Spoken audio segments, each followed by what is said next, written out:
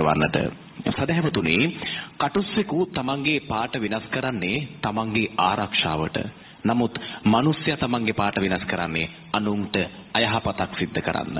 ඒ නිසා අනුන්ව අසරණ නොකොට අනුන්ට අයහපතක් නොකොට අනුන්ට මෛත්‍රී කරන තමන්ටත් අනුන්ටත් දෙදෙනාටම යහපතක් කරන්නට අපි අපේ පාට වෙනස් කරගමු. ඉතින් ඒ උදෙසා ඔබට මඟ සලසා දෙන ඔබේම ජාතිය පොදු නාලිකාව මේ ඔබට සූදානම් කරන සද්ධර්ම දේශනා පවත්වන්නට කාරුණික ආරාධනා පිළි අරගෙන අපගේ ධම්සභා මණ්ඩපයේට බොහොම ගෞරවයෙන් වැඩම කරන්නට යෙදුනා.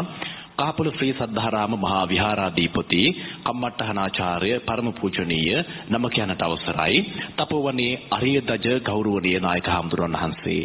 අපි උන්වහන්සේව බොහෝම ගෞරව නමස්කාර පූර්වකව අපගේ ධම්සභා මණ්ඩපයේට පිළිගනු ලබනවා. සාදු සාදු සාදු. සද්ධර්ම දේශනාවෙහි පුණ්‍යවන්ත බැතිබර දායකත්වය ලබා දෙන්නේ කහපොළ ශ්‍රී සද්ධාරාම විහාරස්ථානයේ භාවනා වැඩසටහනේ පින්වත් දායක පිරිසක්. ඉතින් මේ හැම දිනාටම සියලු යහපත උදා වේවා කියන උතුම් ප්‍රාර්ථනාව බෞද්ධ ආමාදචාලය සිදු කරමින් අපි දැන් පිළිවෙතින් පෙළ ගැසෙමු සද්ධර්ම දේශනාව ශ්‍රවණය කරන්නට. සමන්ත චක්කවාලේසු අත්‍රා ගච්ඡන්තු දේවතා සද්ධම්මං මුනි රාජස්ස සුනන්තු සග්ග මොක්ඛදං ධම්මස්සවන කාලෝ අයං බදන්තා ධම්මස්සවන කාලෝ අයං බදන්තා ධම්මස්සවන කාලෝ අයං බදන්තා. සාදු සාදු සාදු. නමෝ තස්ස භගවතෝ අරහතෝ සම්මා සම්බුද්දස්ස නමෝ තස්ස භගවතෝ අරහතෝ සම්මා සම්බුද්දස්ස නමෝ තස්ස භගවතෝ අරහතෝ සම්මා සම්බුද්දස්ස. සාදු සාදු සාදු. සද්ධා බුද්ධ සම්පන්න කාරුණික පින්වත්නි, රූපවාහිනිය හරහා වටිනා ධර්ම දේශනාවක් ශ්‍රවණය කරන්නට සියලු දෙනාම සූදානම් වෙන්නේ. ඉතින් බෞද්ධ ඒ රූපවාහිනී ඡානයේ සියලුම සේවක සේවකයන්ටත් මේ සියලු දෙනාටත් තුනුරුවන්ගේ ආශිර්වාදය ප්‍රාර්ථනා කරමින් ධර්ම දේශනාව සිද්ධ කරනවා. ධර්ම දේශනාව සඳහා මාතෘකා කරගත්තේ මජ්ක්‍ධිම නිකායේ උපරිපන්නාසකේ විභාංග වර්ගයේ පළවෙනි සූත්‍රය බද්ධේකරත්ත සූත්‍රය. ලෞතර බුදුරජාණන් වහන්සේ සවැත් නුවර චේතවනාරාමේ වැඩ වාසය කරන අවස්ථාවක භික්ෂුන් වහන්සේලා ආමන්ත්‍රණය කරනවා, මහණෙනි මම නුඹලාට විදර්ශනා භාවනාවෙන් යුක්ත නුඹලාට යහපත් රාත්‍රියක් උදෙසා, බද්ධේකරත්ත කියන්නේ යහපත් රාත්‍රියක්, ඒ උද්දේශයත් ඒ විභාංගයත් දේශනා කරනවා. මාතෘකාවත් විස්තරයක් දේශනා කරනවා. මාතෘකාව යහපත් රාත්‍රියක්. යහපත් රාත්‍රියක් ගත කරන ඒ ආකාරය විස්තර කරන සූත්‍රයක්, ශිගාම්බීර සූත්‍රයක්. අපි දන්නවා පින්වත් සියලු දෙනාම හොඳට ධර්මයේ ශ්‍රවණය කරලා තිනවා. නිරන්තරයෙන් බෞද්ධ රූපවාහිනී ඡානලේ ධර්ම දේශනා ශ්‍රවණය කරනවා. ඒ බෞද්ධ ගුවන් විදුලි ධර්ම දේශනා ශ්‍රවණය කරනවා. ඒ තුළින් මනහ ධර්ම අවබෝධයක් ඇති කරගෙන ඉන්න පිරිසක්. ඒ වගේම මගේ භාවනා වැඩසටහන් වලට නිරන්තරයෙන් සහ සම්බන්ධ වෙන පිරිසක් හැටියට මේ ධර්මයේ තේරුම් ගැනීමේ හැකියාව තියෙනවා. පිළිවෙලට විතරක් නෙමෙයි අද ධර්ම දේශනාව සියලුම රටවැසියන් සියලුම ලෝවැසියන්ගේ අර්ථය යහපත සිත ශාන්තිය පිණිස ධර්ම අවබෝධය පිණිස මේ සූත්‍රය මම තෝරාගත්තා. බුදුරජාණන් වහන්සේ දේශනා කරනවා, මහණෙනි අතීත පංචස්කන්ධය තණ්හා දිට්ඨි වශයෙන් නොගත යුතුයි. අනාගත පංචස්කන්ධය තණ්හා දිට්ඨි වශයෙන් ප්‍රාර්ථනා නොකළ යුතුයි. වර්තමානයේ පංචස්කන්ධය පිළිබඳව විදර්ශනා නුවණින් අනිත්‍ය දුක්ඛ අනාත්ම වශයෙන් මෙනෙහි කළ යුතුයි. එහෙම මෙනෙහි කරන යම් කෙනෙක් ඇතනම්, එහෙම සිහි කරන යම් කෙනෙක් ඇතනම්, එයාට ඒක යහපත් රාත්‍රියක්. මොකද අතීත පංචස්කන්ධය මෙනෙහි නොකළ යුතුයි. අතීතයේ ගෙවිලා අවසන්. අනාගත පංචස්කන්ධය මෙනෙහි නොකළ යුතුයි. එයි ගෙවිලා අවසන්. වර්තමාන පංචස්කන්ධය පිළිබඳව විතරක් නුවණින් විදර්ශනා කළ යුතුයි. එසේ කරන යම් කෙනෙක් ඇතනම් ඔහුට යහපත් රාත්‍රියක්. මාර්ය සමග ජීවිතයක් නෑ. අද කළ යුත්තේ අදම කළ යුතුයි. හෙට මාර්යා පැමිණෙන්නේ නැහැ කියලා අපි කිසි කෙනෙකුට ස්ථිර සහතිකයක් දෙන්න පුළුවන් කමක් නෑ. එනිසා බුදුරජාණන් වහන්සේ මේ සියුක්තය තුළින් පැහැදිලි කරන්නේ නිවනමයි. අපි සෑම කෙනෙක්ගේම ඒකායන ප්‍රාර්ථනාව බලාපොරොත්තුව නිර්වාණ අවබෝධය. ඒ සඳහා දේශනා කරන මම අදත් මේ සූත්‍රය තෝරගත්තේ ඔයත්න්ට ධර්මය අවබෝධය ලබා දීම පිණිස. මහණෙනි, යම් කිසි කෙනෙක් අතීත රූපස්කන්ධය පිළිබඳව තණ්හා දිට්ඨි වශයෙන් නොගත යුතුයි කිව්වේ, යම් කිසි කෙනෙක් අතීත රූපස්කන්ධය පිළිබඳව තෘෂ්ණාවෙන් යුක්ත නම්, දිට්ඨියෙන් යුක්ත නම්, එයාට මේ ධර්මය අවබෝධ කරගන්න බෑ. යම් කිසි කෙනෙක් අතීත වේදනාස්කන්ධය පිළිබඳව තෘෂ්ණාවෙන් යුක්ත නම්, ඒ කියන්නේ ඇලීමෙන් යුක්ත නම්, නිවැරදිව දකින්න නැත්නම් මේ ධර්මය අවබෝධ කරගන්න බෑ. යම් කිසි කෙනෙක් අතීත පංචස්කන්ධයේ ඒ සංඥාස්කන්ධය පිළිබඳව සිත ඇලෙනවා නම්, ඒ වැරදි ආකාරයට දකිනවා නම් මේ ධර්මය අවබෝධ කරගන්න බෑ. යම් කිසි කෙනෙක් ඒ අතීතයේ සංස්කාරස්කන්ධය පිළිබඳව ඒ තෘෂ්ණාවෙන් ඇලෙනවා නම්, ඒ පිළිබඳව නිවැරදිව දකින්නේ නැත්නම් මේ ධර්මය අවබෝධ කරගන්න බෑ. යම් කිසි කෙනෙක් විඥානස්කන්ධය, අතීතයේ විඥානස්කන්ධය පිළිබඳව තෘෂ්ණාවෙන් ඇලෙනවා නම්, වැරදි ආකාරයට දකිනවා නම් මේ ධර්මය අවබෝධ කරගන්න බෑ. යම් කිසි කෙනෙක් අතීතයේ රූපය පිළිබඳව තෘෂ්ණාවෙන් ඇලෙනවා,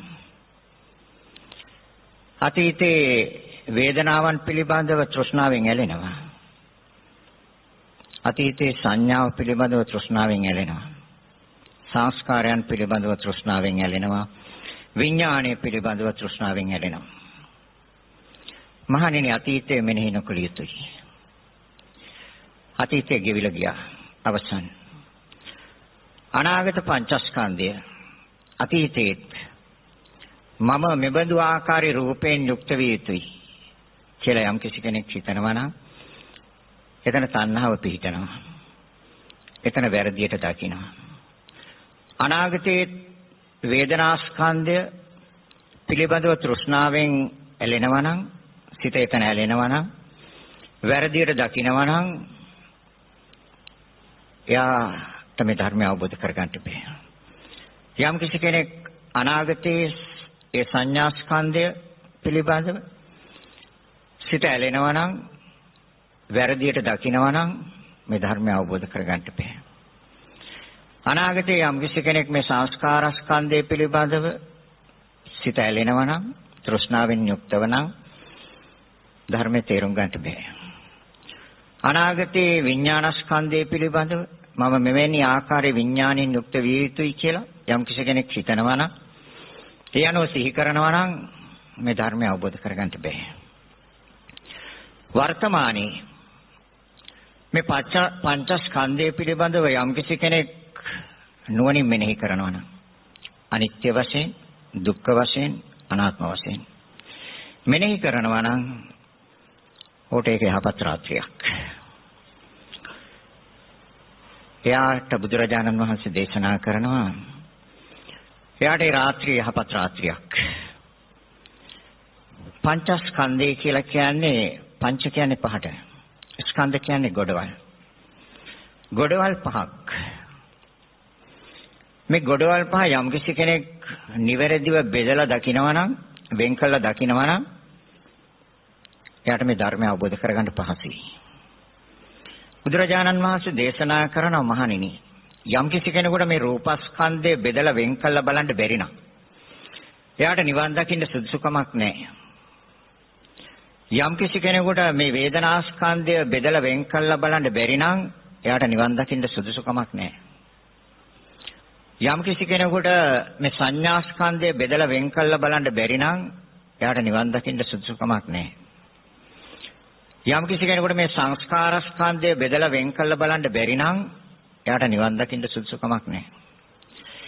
යම්කිසි කෙනෙකුට වර්තමානයේ මේ විඥානස්කන්ධය බෙදලා වෙන් කළා බලන්න බැරි නම් එයාට නිවන් දකින්න සුදුසුකමක් නැහැ. යම්කිසි කෙනෙකුට වර්තමානයේ මේ රූපස්කන්ධය බෙදලා වෙන් කළා බලන්න පුළුවන් නම් එයාට නිවන් දකින්න සුදුසුකමක් තියෙනවා. යම්කිසි කෙනෙකුට වර්තමානයේ වේදනාස්කන්ධය බෙදලා වෙන් කළා බලන්න පුළුවන් නම් එයාට නිවන් දකින්න සුදුසුකමක් තියෙනවා. යම්කිසි කෙනෙකුට වර්තමානයේ සංඥාස්කන්ධය බෙදලා වෙන් කළා බලන්න පුළුවන් නම් එයාට නිවන් දකින්න සුදුසුකමක් තියෙනවා. යම්කිසි කෙනෙකුට වර්තමානයේ සංස්කාරස්කන්ධය බෙදලා වෙන් කළා බලන්න පුළුවන් නම් එයාට නිවන් දකින්න සුදුසුකමක් තියෙනවා. යම්කිසි කෙනෙකුට වර්තමානයේ විඥානස්කන්ධය බෙදලා වෙන් කළා බලන්න පුළුවන් නම් එයාට නිවන් දකින්න සුදුසුකමක් තියෙනවා. එහෙමනම් නිවන බලාපොරොත්තු වෙන අය හැටියට අපි මෙන්න මේ ස්කන්ධ පහ බෙදලා වෙන් කළා බලන්න නිරන්තරයෙන් පුරුදු වෙන්නට ඕනේ. අනේ බුදුරජාණන් වහන්සේ දේශනා කරන යාට ඒක යහපත් රාත්‍රියක්. නිරන්තරයෙන් මේ කොටස් පහ බෙදලා වෙන් කළා බලන්න පුළුවන් නම් යම් කිසි කෙනෙකුට ඒක යාට යහපත් රාත්‍රියක්. එයි අතීතයේ තණ්හා දික්ටි වශයෙන් නොගත යුතුයි කිව්වේ අතීතයේ ගෙවිලු ගිහිල්ලා. අනාගතයේ තණ්හා දික්ටි වශයෙන් නොගත යුතුයි කිව්වේ අනාගතේ තාම ඇවිල්ලා නැහැ. එහෙනම් වර්තමානයේ මේ මොහොතේ විදර්ශනා ප්‍රඥාවෙන් නිරත වෙන්න.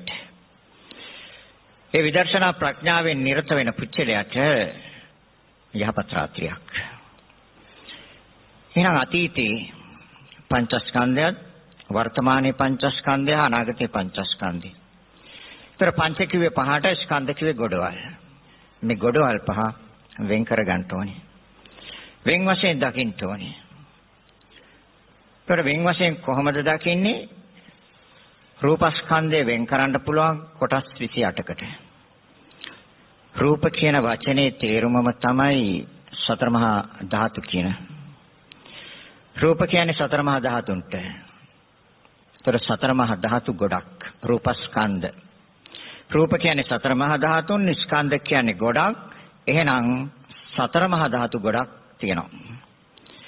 ඒ සතර මහා ධාතු ගොඩ 28කට බුදුරජාණන් වහන්සේ බෙදලා වෙන් කළා පෙන්නනවා. මහා භූත රූප හතරක් තියෙනවා. පඨවි, ආපෝ, තේජෝ, වායෝ. පඨවි කියන්නේ තද ගතිය. ආපෝ කියන්නේ ඇලෙන වැగిරෙන තියර ගතිය. තේජෝ කියන්නේ උණුසුම. වායෝ කියන්නේ පුම්බන සෙලවෙන ස්වභාවය. මේ සතර මහා භූතයෝ මූලික කරගෙන හටගත්ත උපාදාය රූප 24ක් තියෙනවා. ප්‍රසාද රූප 5ක් තියෙනවා. චක්කු, ඇස, සෝත, කන, ගාන, නාසය, જીවහා, දිව, කාය, ශරීරය, මනස, සිත. මනසේ චක්කු, සෝත, ගාන, જીවහා, කාය ප්‍රසාද රූප 5ක් තියෙනවා. මේ ප්‍රසාද රූප 5 සකස්වනේ සතර මහා භූතයන්ගෙන්. ගෝචර රූප 4ක් තියෙනවා. රූප, ශබ්ද, ගන්ධ, රස. භාව රූප 2ක් තියෙනවා. ස්ත්‍රී පුරුෂ. ආහාර රූපයක් තියෙනවා. හෘද වස්තු රූපයක් තියෙනවා, ජීවිත ඉන්ද්‍රිය රූපයක් තියෙනවා, පරිච්ඡේද රූපයක් තියෙනවා. විඤ්ඤාප්ති රූප දෙකක් තියෙනවා, ලක්ෂණ රූප හතරක් තියෙනවා, විකාර රූප තුනක් තියෙනවා. විකාර රූප තුනයි, ලක්ෂණ රූප හතරයි. 28ක්. මෙන්න මේ එකින් එක යමෙකුට බෙදලා වෙන් කරලා බලන්න පුළුවන් නම් එයාට නිවන් දකින්න සුදුසුකමක් තියෙනවා. ඒතර අපි ඇලෙන්නේ, අපේ සිත ඇලෙන්නේ මේ පහ එකට එකතු කරලා ගත්ත තැන.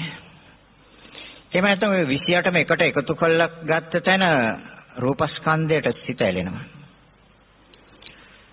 28ම එකට එකතු කරලා ගත්තොත් ඒකට කියන්නේ රූපස්කන්ධ. ඒ රූපස්කන්ධයට සිත ඇලෙනවා. තෘෂ්ණා. අතීතයේ ඔකට සිත ඇලුනා. ඔය 28 ආකාරයට බෙදලා දැක්කේ නැහැ. බෙදලා බැලුවෙත් නැහැ. එනිසා ඒ රූපස්කන්ධය පිළිබඳව වැරදි දැකීමක් තියෙනවා. ඒකට කියනවා දික්ටි කියලා. අර එකට එකතු කරලා ගත්ත තැන තෘෂ්ණාවෙන් ඇලෙනවා වගේම බෙදලා වෙන් කළා දකින්නේ නැති තැන දික්ටියෙන් ගන්නවා. දික්ටි කියන්නේ වැරදි ආකාරයට දකිනවා. ඒ බුදුරජාණන් වහන්සේ දේශනා කරන තණ්හා දික්ටි වශයෙන් නොගතිති. වේදනා ස්කන්ධය අපි දන්නවා වේදනාව බෙදන්න පුළුවන් 108කට බෙදන්න පුළුවන්. එහෙම නැත්නම් අවබෝධයේ පහසුව පිණිස 6කට බෙදාගත්තත් ප්‍රමාණවත් වෙනවා. චක්කු සම්පස්සජා වේදනා කියලා විඳීමක් වින්දනයක් තියෙනවා. සෝත සම්පස්සජා වේදනා කියලා විඳීමක් වින්දනයක් තියෙනවා.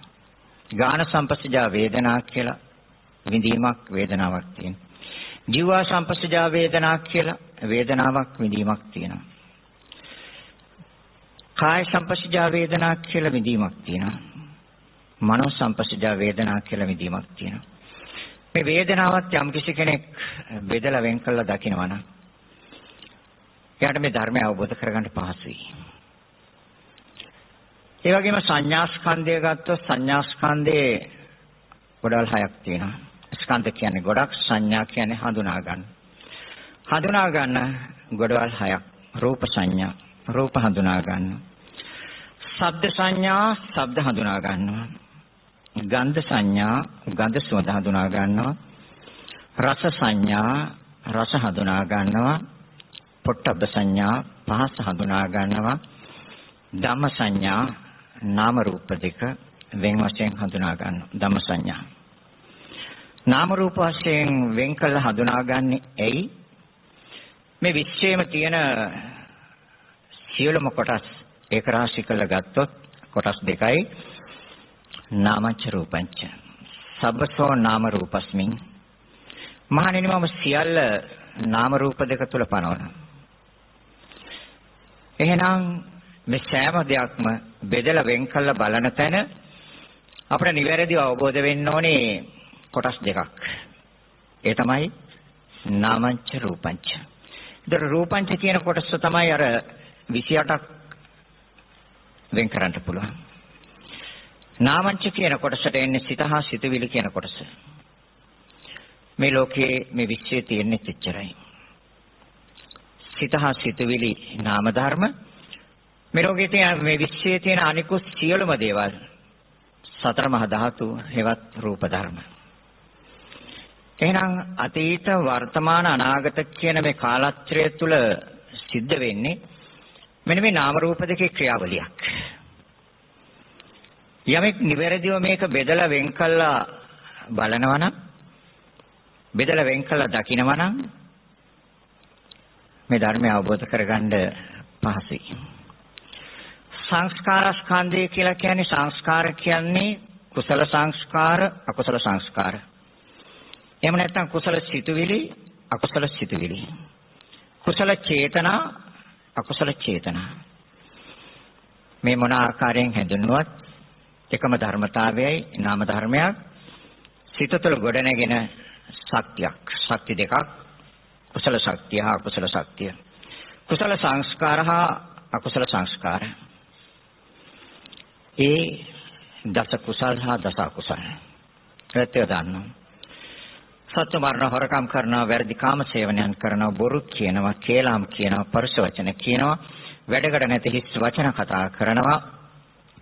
අධික ලෝභය තියෙනවා, ද්වේෂය තියෙනවා, මෝහය තියෙනවා. මේ 10 දස අකුසල්, මේ 10න් වැළකීලා ඉන්නවා නම් දස කුසල්. අන සංස්කාර ගොඩනැගෙන තැන්. ତර කුසල පැත්තට හැරෙව්වොත් කුසල සංස්කාර වශයෙන් බලවත් වෙනවා. අකුසල පැත්තට හැරෙව්වොත් අකුසල සංස්කාර වශයෙන් බලවත් වෙනවා. විඥානස්කන්ධය බෙදුවාම කොටස් 6කට බෙදන්න පුළුවන්. චක්ක විඥාන, සෝත විඥාන, ගාන විඥාන, චිව විඥාන, කාය විඥාන, මනෝ විඥාන. අතීතේ හටගත්තා, වර්තමානයේ හට ගන්නවා, අනාගතේ හට ගන්නවා. බුදුරජාණන් වහන්සේ දේශනා කරන මහණෙනි, ඒ අතීතේ හටගත්ත ඒ විඥානස්කන්ධය තණ්හා දික්ටි වශයෙන් නොගත යුතුයි. අනාගතේ හටගන්න ඒ විඥානස්කන්ධය පිළිබඳව තණ්හා දික්ටි වශයෙන් නොගත යුතුයි. වර්තමානයේ මේ පංචස්කන්ධය පිළිබඳව අනිත්‍ය දුක්ඛ අනාත්ම වශයෙන් සීකල යුතුයි, මෙනෙහි කළ යුතුයි. හොට යහපත් රාත්‍රියක්. නිරන්තරයෙන් සිත ආකාරයෙන් පවත්වනවා නම් ඔහුට ඒක යහපත් රාත්‍රියක්. නැවත බුදුරජාණන් වහන්සේ දේශනා කරනවා ආර්ය ධර්මය නොදන්න, ආර්ය ධර්මයේ අදක්ෂ, ආර්ය ධර්මයේ නොහික්මුණු පෘථග්ජන පුච්චලයා රූපය ආත්මය වශයෙන් ගන්නවා. තමා රූපවත් කියලා ගන්නවා. රූපය තුල තමා ඉන්නවා කියලා ගන්නවා. තමා තුල රූපය තියෙනවා කියලා ගන්නවා. මහණෙනි, ආර්ය ධර්මයේ දක්ෂ, ආර්ය ධර්මයේ හික්මුණු, ආර්ය ධර්මයේ හැසිරෙන ප්‍රඥාවන්ත පුච්චලයා මේ ආකාරයට දකින්නේ. රූපය ආත්මය වශයෙන් ගන්නෙ නෑ. තමා රූපවත් කියලා ගන්නෙත් නෑ. රූපය තුල තමා ඉන්නවා කියලා ගන්නෙත් නෑ. තමා තුල රූපේ තියෙනවා කියලා ගන්නෙත් නෑ. මහණෙනි, ආර්ය ධර්මයේ අදක්ෂ, ආර්ය ධර්මයේ නොහික්මුණු, ආර්ය ධර්මයේ නොහැසිරෙන අඥාන පුච්චලතෙමි වේදනාව ආත්මය වශයෙන් ගන්නවා. තමා වේදනාවත් කියලා ගන්නවා. වේදනාව තුල තමා ඉන්නවා කියලා ගන්නවා. තමා තුල වේදනාව තියෙනවා කියලා ගන්නවා. ඒ තුල ඔව් තෘෂ්ණාවෙන් ඇලෙනවා. ඒ දැකීම තුල ඔහුට දික්තිය වර්ධනය වෙනවා. ආර්ය ධර්මයේ දක්ෂ, ආර්ය ධර්මයේ හික්මුණු, ඒ ධර්මයේ හැසිරෙන, ආර්ය ධර්මයේ හැසිරෙන ප්‍රඥාවන්ත පුච්චලයා වේදනාව ආත්මය වශයෙන් ගන්නෙ. තමා වේදනාවක් කියලා ගන්නෙත් නෑ. වේදනාව තුළ තමා ඉන්නවා කියලා ගන්නෙත් නෑ. තමා තුළ වේදනාව තියෙනවා කියලා ගන්නෙත් නෑ. ඒ ආර්ය ධර්මයේ අදක්ෂ, ආර්ය ධර්මයේ නොහික්මුණු, ආර්ය ධර්මයේ නොහැසිරෙන ඒ අඥාන පුච්චලයා සංඥාව ආත්මය වශයෙන් ගන්නවා. තමා සංඥාවක් කියලා ගන්නවා. තමා තුළ සංඥාව තියෙනවා කියලා ගන්නවා. සංඥාව තුළ තමා ඉන්නවා කියලා ගන්නවා. ආර්ය ධර්මයේ දක්ෂ, ආර්ය ධර්මයේ හික්මුණු, ආර්ය ධර්මයේ හැසිරෙන ඥානවන්ත පුච්චලයා ඒ වේදනාව ආත්ම වශයෙන් ගන්නෙ. තමා වේදනාවක් කියලා ගන්නෙත් නැහැ. වේදනාව තුළ තමා ඉන්නවා කියලා ගන්නෙත් නැහැ. තමා තුළ වේදනාව තියෙනවා කියලා ගන්නෙත් නැහැ. ආර්ය ධර්මයේ අදක්ෂ, ආර්ය ධර්මයේ නොහැසිරෙන, ආර්ය ධර්මයේ නොහැසිරෙන පුච්චලයා සංඥාවාත්මය වශයෙන් ගන්නවා. තමා සංඥාවක් කියලා ගන්නවා. සංඥාව තුළ තමා ඉන්නවා කියලා ගන්නවා. තමා තුළ සංඥාව තියෙනවා කියලා ගන්නවා. ආර්ය ධර්මයේ හැසිරෙන, ආර්ය ධර්මයේ හික්මුණු, ආර්ය ධර්මය දන්න ඒ පුච්චලයා ඒ සංඥාව ආත්මය වශයෙන් ගන්නෙ. තමා සංඥාවක් කියලා ගන්නෙත් නෑ. සංඥාව තුළ තමා ඉන්නවා කියලා ගන්නෙත් නෑ. තමා තුළ සංඥාව තියෙනවා කියලා ගන්නෙත් නෑ. ආර්ය ධර්මයේ අදක්ෂ, ආර්ය ධර්මයේ නොහික්මුණු, ආර්ය ධර්මයේ නොහැසිරෙන අඥාන පුච්චලයා සංස්කාරය ආත්ම වශයෙන් ගන්නවා. තමා සංස්කාරවත් කියලා ගන්නවා. සංස්කාර තුල තමා ඉන්නවා කියලා ගන්නවා. තමා තුල සංස්කාර තියෙනවා කියලා ගන්නවා. එයා තෘෂ්ණාවෙන් ඇලෙනවා. එයා ධර්මයේ නිවැරදිව දකින්නේ. ආර්ය ධර්මයේ දක්ෂ. ආර්ය ධර්මයේ හැසිරෙන ආර්ය ධර්මය යුක්ත පුච්චලයා ඒ සංඥාව ආත්මය වශයෙන් ගන්නෙ. තමා සංඥාවක් කියලා ගන්නෑ. සංඥාව තුළ තමා ඉන්නවා කියලා ගන්නෙත් නෑ. තමා තුළ සංඥාව තියෙනවා කියලා ගන්නෙත් නෑ. ආර්ය ධර්මයේ දක්ෂ ආර්ය ධර්මයේ හැසිරෙන ආර්ය ධර්මයෙන් යුක්ත පුච්චලයා සංස්කාරාත්ම වශයෙන් ගන්නෙ. තමා සංස්කාරවත් කියලා ගන්නෙත් නෑ. සංස්කාර තුළ තමා ඉන්නවා කියලා ගන්නෙත් නෑ. තමා තුළ සංස්කාර තියෙනවා කියලා ගන්නෙත් නෑ. ආර්ය ධර්මයේ හැසිරෙන ආර්ය ධර්මයේ යුක්ත ආර්ය ධර්මයේ දක්ෂ ඥානවන්ත පුච්චලයා විඥානයේ ආත්ම වශයෙන් ගන්නෙ. තමා විඥානවත් කියලා ගන්නෙත් නෑ. විඥානය තුළ තමා ඉන්නවා කියලා ගන්නෙත් නෑ. තමා තුළ විඥානය තියෙනවා කියලා ගන්නෙත් නෑ. ඒ ආර්ය ධර්මයේ දක්ෂයි. රූප වේදනා සංඥා සංකාර විඥාන යම් කිසි කෙනෙක් මෙන්න මේ ආකාරයට බෙදලා දකිනවා නම් බෙදලා බලනවා නම් බෙදලා වෙන් කළ සිහි කරනවා නම් එයාට ඒක යහපත් රාත්‍රියක්. ආත්මය කියන්නේ මොකක්ද? රූපස්කන්ධය දැනගත්තා අපි. රූපස්කන්ධය කියලා කියන්නේ සතර මහා ධාතුන්ට කියන තවත් නමක්. වේදනාස්කන්ධය කියලා කියන්නේ ස්පර්ශ ප්‍රත්‍යයෙන් හටගන්න ධර්මතාවයක්. සංඥාස්කන්ධය කියන්නේ ස්පර්ශ ප්‍රත්‍යයෙන් හටගන්න ධර්මතාවයක්. සංස්කාරස්කන්ධ කියන්නේ ස්පර්ශ ප්‍රත්‍යයෙන් හටගත් ධර්මතාවයක්. විඥානස්කන්ධය කියන්නේ නාම රූප ප්‍රත්‍යයෙන් හටගත් ධර්මතාවයක්.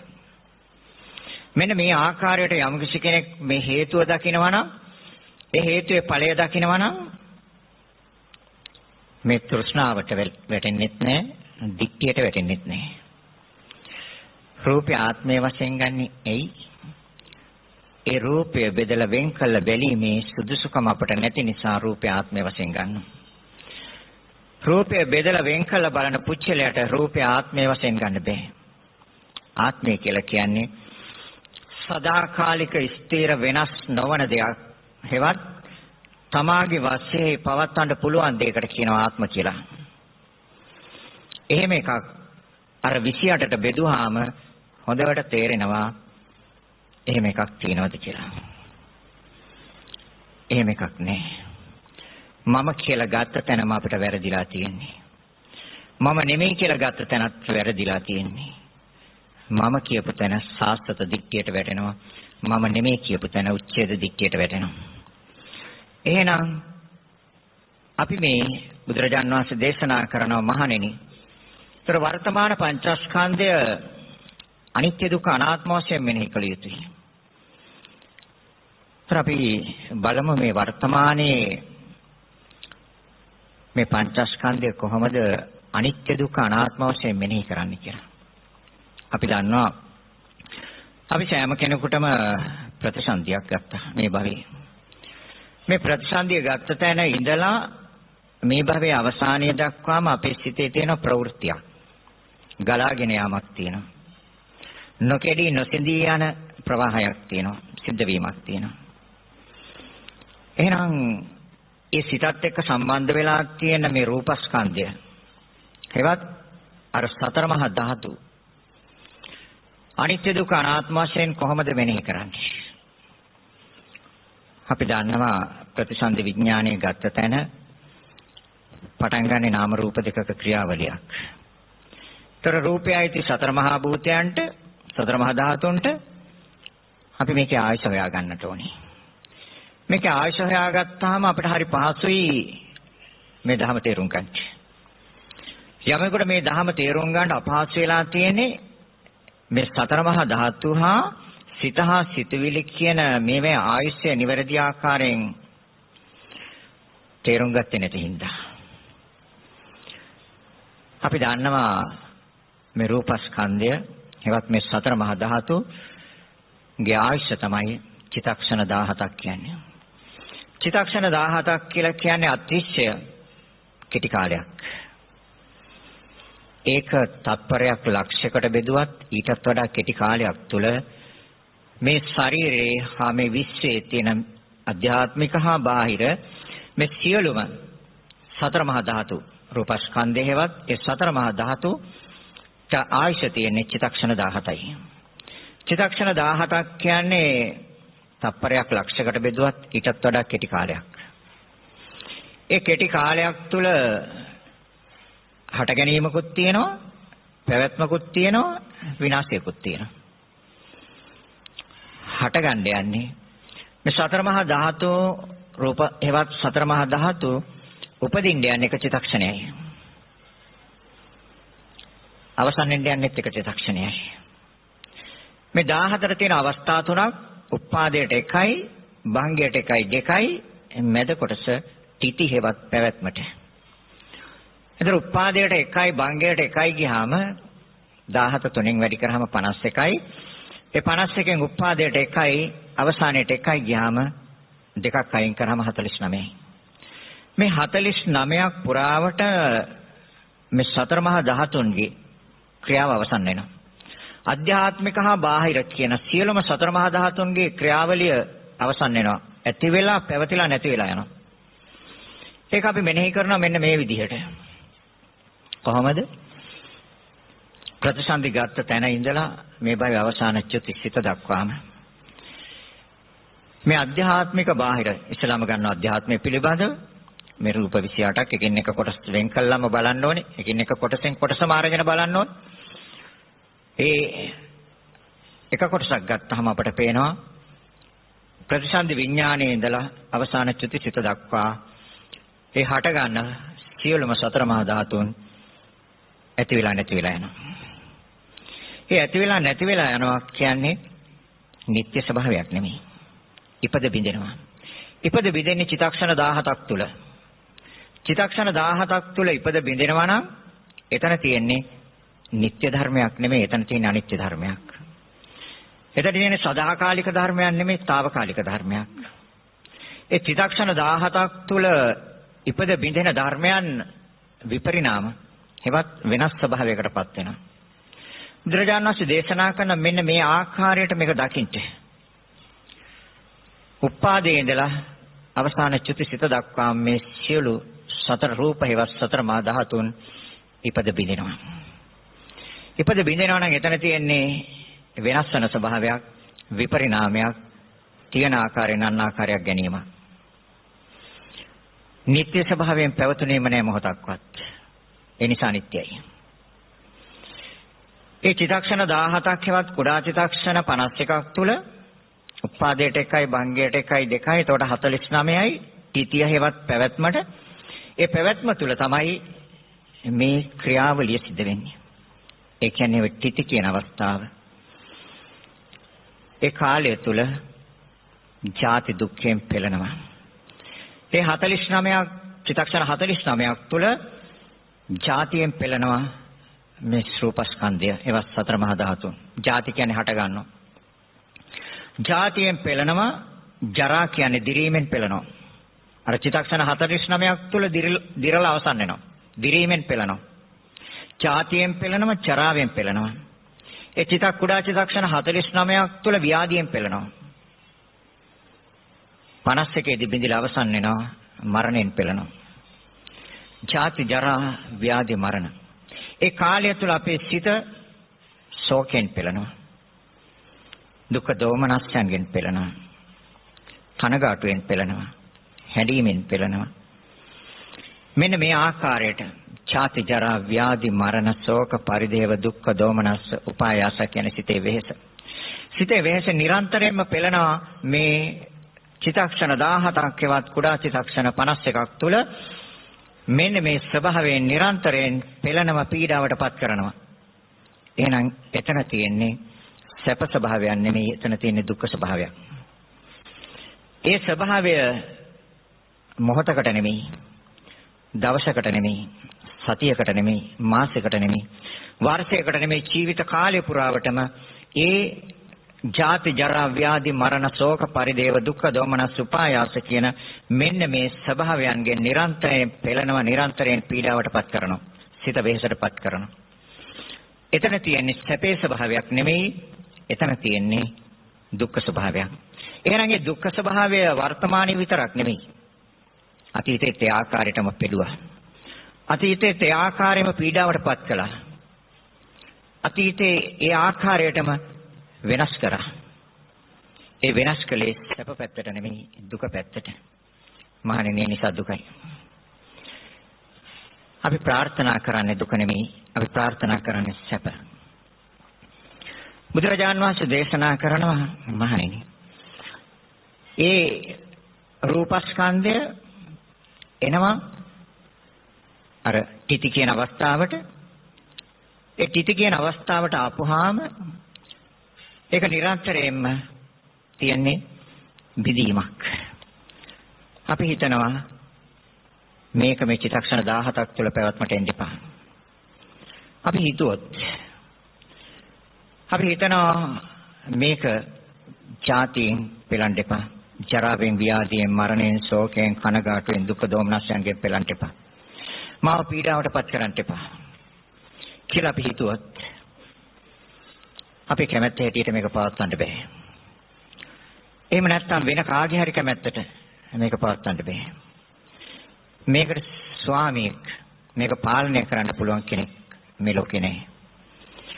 මේක නිරන්තරයෙන්ම ලෝකයේ සිදුවෙන ධර්මතාවයක්. අනිත්‍ය ලක්ෂණය, දුක්ඛ ලක්ෂණය, අනාත්ම ලක්ෂණය. එහෙනම් මේක ආත්මයට ප්‍රතිපක්ෂයි, ආත්මයට විරුද්ධයි. ආත්මයට විරුද්ධ නම්, ආත්මයට ප්‍රතිපක්ෂ නම් එතන තියෙන්නේ අනාත්ම ලක්ෂණයක්. එහෙනම් රූපස්කන්ධය අපි ආත්ම වශයෙන් ගන්නවා නම් අපි එතන ඇලෙනවා. අපි ඒක වැරදියට දකිනවා. අනේ යම් කිසි කෙනෙක් රූපස්කන්ධය පිළිබඳව උපාදයේ ඉඳලා නිරන්තරයෙන්ම හටගැන්ම දකිනවා, ඉපද බිඳෙන බව දකිනවා. ඒ ඉපද බිඳෙන බව දකිනවා නම් එතන තියෙන විපරිණාමයක්, වෙනස් වීමක් කියලා දකිනවා. ඒක නිත්‍ය ස්වභාවයෙන් පවතින්නම නැහැ කියලා දකිනවා. ඒක අනිත්‍යෙන් යුක්තයි කියලා දකිනවා. ඒ තමයි අනිත්‍ය දර්ශනය. අනේ යම් කිසි කෙනෙක් නිරන්තරයෙන් ඒ ආකාරයෙන් දකිමින් වාසය කරනවා නම් ඒක යට යහපත් රාත්‍රියක්. අනේ යම් කිසි කෙනෙක් ඒ රූපස්කන්ධය ඒවත් ඒ සතර මහා ධාතුන්ම අර චිත්තක්ෂණ 49ක් තුළ පැවැත්මට එනවා. ඒ පැවැත්මට චිත්තක්ෂණ 49ක් තුළ පැවැත්මට එන රූපස්කන්ධය අපි දන්නවා අර විදිහටම ජාති දුක්ඛයෙන්, ජරා දුක්ඛයෙන්, ව්‍යාධි දුක්ඛයෙන්, මරණ දුක්ඛයෙන්, ශෝක දුක්ඛයෙන්, කනගාටු දුක්ඛයෙන්, හැඬීම, වැළපීම, දුක්ඛ දෝමනස්, උපායාස, සංසාර දුක්ඛයෙන්, විපරිණාම දුක්ඛයෙන්, දුක්ඛයෙන් පෙළෙනවා. ඒක මේ මොහොතට විතරක් නෙමෙයි, දිනකට, සතියකට, මාසයකට, වසරකට විතරක් නෙමෙයි, ජීවිතය පුරාවටම තියෙනවා. පෙර අතීත භවෙත් ඒ විදිහටම තිබ්බා, අනාගත භවෙත් ඒ විදිහටම තිබ්බා. මම දුකට කැමති නැහැ, මම දුක ප්‍රතික්ෂේප කරනවා.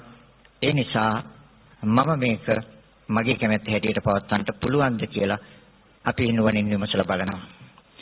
නුවණින් විමසලා බලනකොට තේරෙනවා මම ප්‍රාර්ථනා කරනවා අනේ මේක මේ පුංචි පැවැත්මකට නම් එන්න එපා.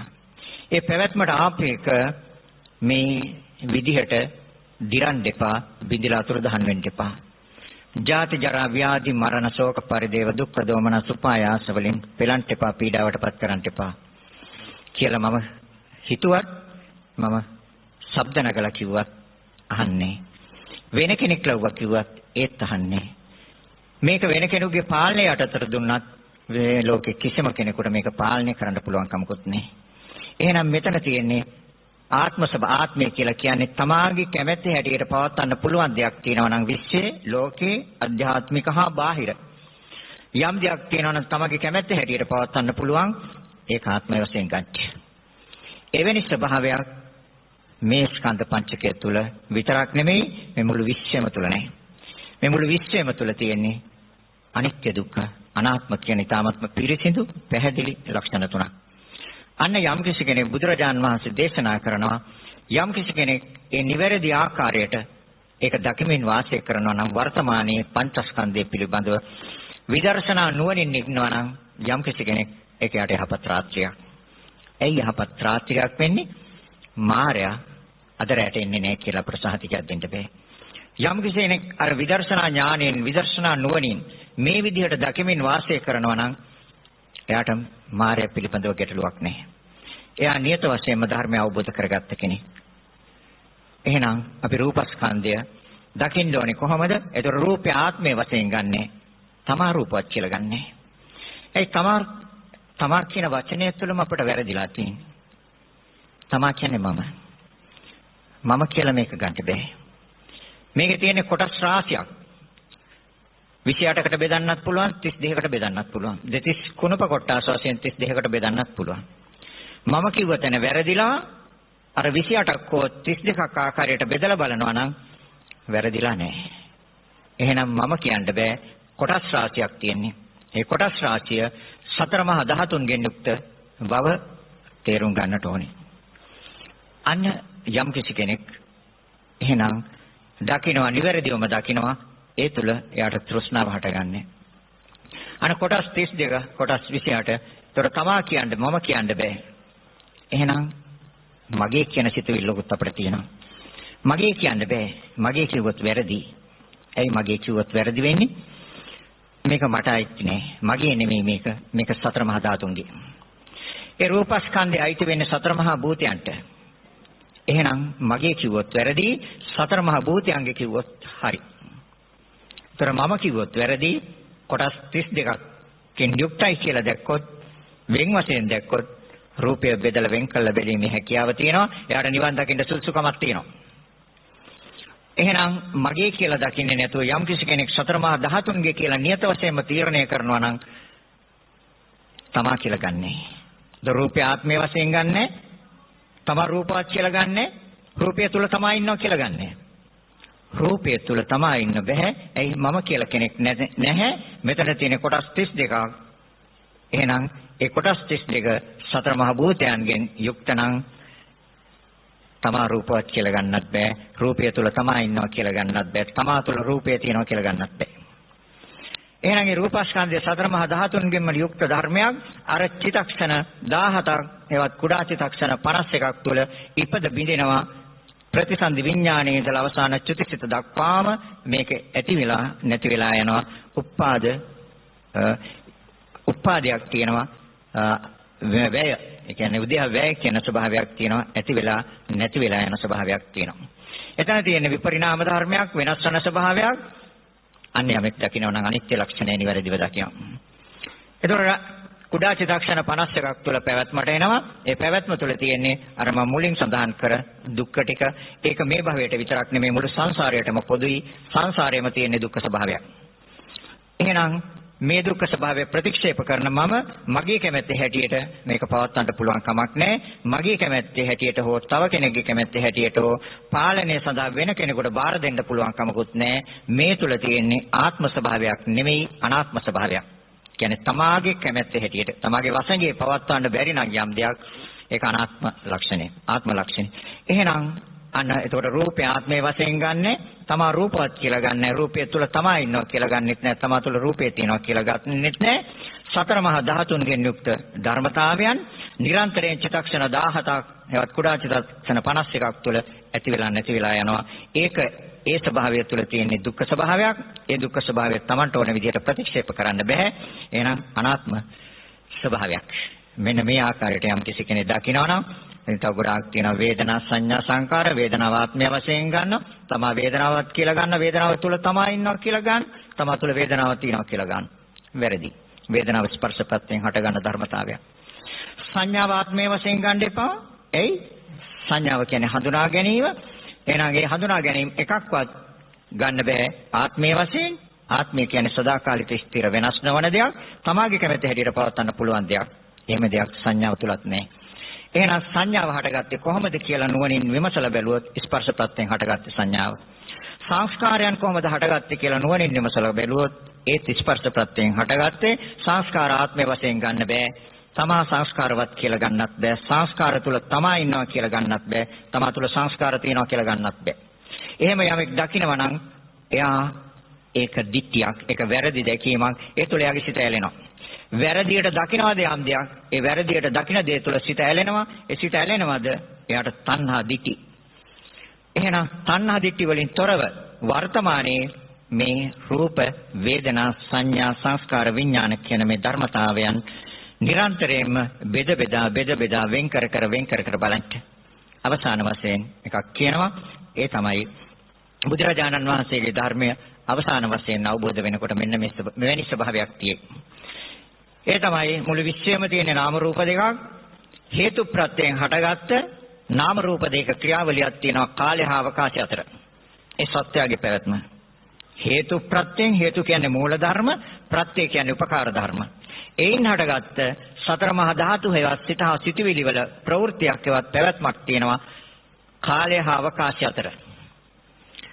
ඒ සත්‍යයේ ප්‍රවෘත්තිය බාහිර ලෝකයේ ප්‍රවෘත්තිය බුදුරජාණන් වහන්සේ පැහැදිලි කරනවා. හේතු ප්‍රත්‍යයෙන් හටගත්ත සතර මහා ධාතුන්ගේ ක්‍රියාවලියක් තියෙනවා කාලය හා අවකාශය අතර. අවසානයේ මෙන්න මේක නිවැරදිව දැర్శණය වුණොත්, දැක්කොත්, පැහැදිලි වුණොත් එයා ධර්මයේ දැක්ක කෙනෙක්, එයා සම්මා දිට්ඨියට ආපු කෙනෙක්. නියත වශයෙන්ම සම්මා දිට්ඨියට එන කෙනෙක්. එහෙනම් අපි මෙන්න මේ කොටස් පහ නිරන්තරයෙන්ම බෙද බෙදා වෙන් කර බලනවා නම් ධර්මය අවබෝධ කරගන්න පහසුයි.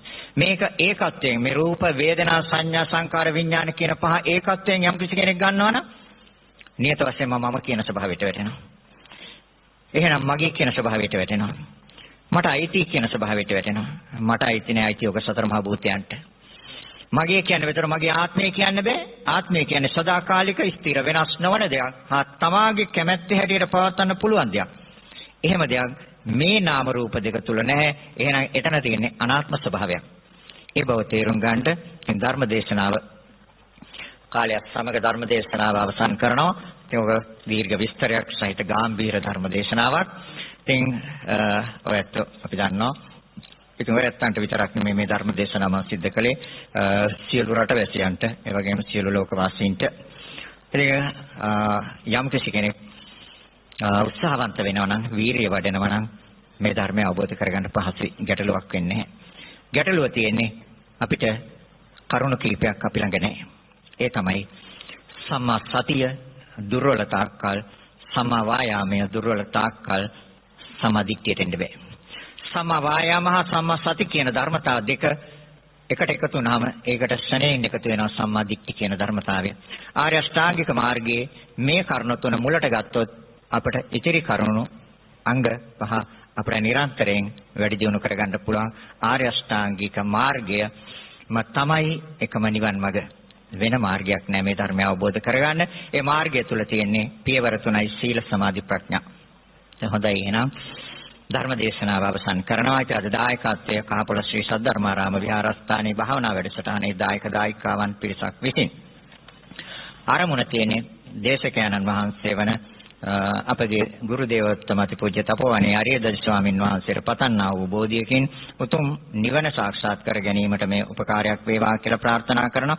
අතිපූජ්‍ය දරණාගම කුසල ධම්ම නාහිමියන් ඇතුළු අපවත් වදාළ සියලුම සංගරුවනට දායකත්වයේ දක්වූ සියලුම පවුල්වල මියගිය අයටත් මේ උතුම් පින් අනුමෝදන් වේවා කියලා ප්‍රාර්ථනා කරනවා. අප විහාරස්ථානයේ ස්වාමින් වහන්සේලා ඇතුළු දායක දායිකාවන්ටත් එම පවුල්වල සියලු දෙනාටත් බෞද්ධ මාධ්‍යාලය අධිපති වරලන්දේ වචිරඥාන නායක ස්වාමීන් වහන්සේ ඇතුළු කාර්ය මණ්ඩලයටත් මෙම ශ්‍රවණය කරන ලක්වැසිලෝයස සියලු දෙනාටත් තුනුරුවන්ගේ ආශිර්වාදය ප්‍රාර්ථනා කරනවා. ඒ තුළින් මේ ඇත්තන්ගේ සියලු අරමුණු යහපත් අරමුණු බලාපොරොත්තු ඉෂ්ට සිද්ධ වේවා කියලා ප්‍රාර්ථනා කරනවා. නිදුක්ව නිරෝගීව දිගාසිරි ලැබ තවත් මෙවන් ධර්ම දානමය පුණ්‍ය කර්ම කිරීමට ශක්තිය ලැබ උතුම් චතුරාර්ය සත්‍ය ධර්මය අවබෝධය සඳහා මේ පාරමිතාවක්ම වේවා කියලා ප්‍රාර්ථනා කරනවා. මේ මුතුම ප්‍රාර්ථනාවන් එමනම් මේ රැස් කරගත් අනන්ත ප්‍රමාණ පුණ්‍ය ශක්තියෙන් තුළින් ඒ දේශකයන්න් වහන්සේ වෙන අපගේ ගුරු දේවෝත්තම අතිපූජ්‍ය තපෝවනේ අරියද ස්වාමින් වහන්සේට පතන්නා වූ බෝධියකින් උතුම් නිවන සාක්ෂාත් කර ගැනීමට මේ උපහාරයක් වේවා. අතිපූජ්‍ය දරණාගම බෞද්ධ රූපහානි මාත්‍යාලයේ ඒ බෞද්ධ රූපහානි මාත්‍යාලයේ දරණාගම කුසල ධම්ම හිමියන් ඇතුළු අපවත් වදාළ සියලුම සංගරුවන්ට දායකත්වයේ දක්වූ සියල්ලන්ගේ පවුල්වල පරලෝක සැප සියලු අයටත් මේ උතුම් පුණ්‍ය ශක්තිය අනුමෝදන් වේවා. ඒ සියලු දෙනාම උතුම් වූ නිවනින්ම සැනසෙත්වා කියලා සාදු කියන්න. අප විහාරස්ථානයේ ස්වාමින් වහන්සේලා ඇතුළු දායක දායකාවන්ටත් තම පවුල්වල සියලු දෙනාටත් බෞද්ධ මාධ්‍යාලයේ අධිපති බොරලන්දේ වජිරඥාන ස්වාමින් වහන්සේ ඇතුළු කාර්ය මණ්ඩලයටත් මේ ශ්‍රවණය කරන ලක්වස සියලු දෙනාටත් තුනුරුවන්ගේ ආශිර්වාදය ලැබේවා. ඒ තුලින් මේ සෑම කෙනෙකුටම යහපතක් සිතක් ශාන්තියක්ම සැලසේවා. සියලු දෙනාට නිදුක් නිරෝගී සුවපත් භාවය තිරචීවණේ වගේම මේ උතුම් ධර්මය අවබෝධ කරගන්නට මේ උතුම් පුණ්‍ය ශක්තිය ආශිර්වාදයක්ම වේවා කියලා හිතාගෙන සාදු කියන්නේ. ඒ වගේම සියලු දෙනාට නිදුක්ව නිරෝගීව දිගාසිරි ලැබ තවත් මෙවැනි ධර්ම දානමය පුණ්‍ය කර්ම සිද්ධ කිරීමට ශක්තිය ලැබ උතුම් වූ චතුරාර්ය සත්‍ය ධර්මය මේ භවය තුළම අවබෝධ කරගන්නට මේ උතුම් පුණ්‍ය ශක්තිය හේතු වාසනා වේවා කියලා හිතාගෙන සාදු කියන්නේ. සාදු සාදු සාදු. සදහවතුනේ බුද්ධ භාෂිතයෙන් ඊටමත් කුඩා කොටසක් ගත වුණ හෝරාව තුළ අපේ දේශවනට අපේ දිනුවට යාවත් කාලින කරවපු ගරු කටයුතු දේශකයන්න් වහන්සේ පූජනීය තපෝවනේ ආර්ය දජ ගෞරවනීය නායක හමුදුරන් වහන්සේට නිදුක්ව නිරෝගීව තව চিරාත් කාලයක් සද්ධර්ම දේශනාවල් වලින් ලෝකයාට ආමන්ත්‍රණය කරන්නට අපගේ දහම් පිපාසය සංසිඳවාලන්නට උන්වහන්සේට ශක්තිය ධෛර්ය වර්ම වාසනාව ලැබේවායි අපි සාදු නදින් ප්‍රාර්ථනා කරමු. සාදු සාදු සාදු. ඒ උතුම් ප්‍රාර්ථනාවත් සමගින් බෞද්ධ රූප වාහිනියේ ධර්මානුශාසනාවෙන් අපි සමුගන්නවා. පුණ්‍යවන්තව හැමෝටම සියලු යහපත උදා වේවා.